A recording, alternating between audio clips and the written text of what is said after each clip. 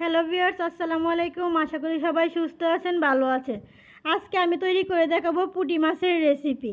তো আজকে আমি পুঁটি মাছের রেসিপি আপনাদের সামনে শেয়ার করব। এখন আমি লবণ দিয়ে ভালো করে মাছগুলো ধুয়ে নিয়েছি। এখন আমি এর জন্য নিয়ে নিলাম 4টা পেঁয়াজ কুচি এবং 10-12টা কাঁচামরিচ ফালি করে।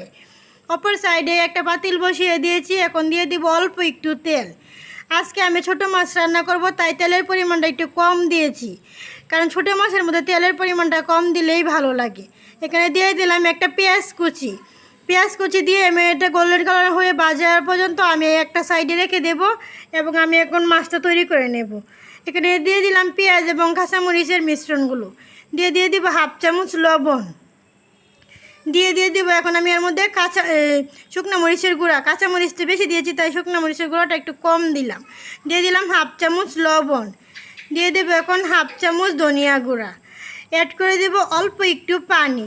বেশি পানি দেবেন না, তাহলে কষাতে সময় লাগবে একটু বেশি এবং মাছটা ভেঙে যাবে। এখন এটাকে আমি আলতোভাবে ভালো করে মিশিয়ে নেব।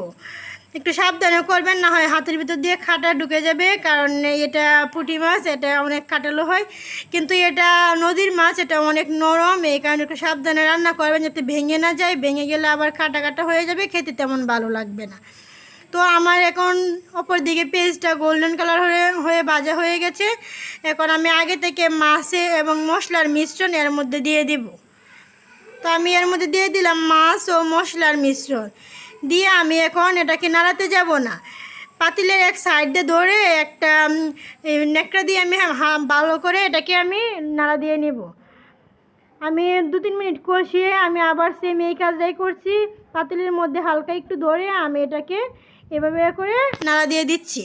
তো এটা যখন 4-5 মিনিট কষে যাবে, তখন আমি এর মধ্যে অল্প একটু পানি অ্যাড করব।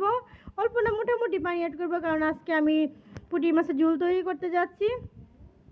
তো দেখতে পাচ্ছেন আমার মশলাটা অনেকটাই প্রায় কষে গেছে। এখন আমি আরেকবার নাড়া দিয়ে দিব যাতে নিচ থেকে লেগে না যায়। আপনারা যদি এটা খুন্তির সাহায্যে করতে চান, তাহলে এটা মাছটা ভেঙে যাওয়ার সম্ভাবনা থাকে, তাই আমি একটা লুচি দিয়ে আমি এভাবে নাড়া দিয়ে দিলাম। তো এখন দিয়ে দিলাম পানি। আমি আজকে একটু পুঁটি মাছের ঝোল করব, তাই আমি একটু পানির পরিমাণটা একটু বেশি দিয়েছি। তো ভিউয়ার্স, আপনি যদি আমার চ্যানেলে নতুন হন, তাহলে চ্যানেলটাকে সাবস্ক্রাইব করে রাখুন পরবর্তী ভিডিও নোটিফিকেশন পাওয়ার জন্য। আমার ইউটিউব চ্যানেলে আমি প্রত্যেক দিন নতুন ভিডিও আপলোড করে থাকি। তো যারা অলরেডি চ্যানেলটাকে সাবস্ক্রাইব করে রেখেছেন, তাদেরকে অসংখ্য ধন্যবাদ। তো আমি আবারও 3-4 মিনিট পরে ফিরে আসলাম। দেখতে পাচ্ছেন আমার ঝোলটা উপরে এসেছে। এখন আমি আরও কয়েক মিনিট রান্না করে নেব।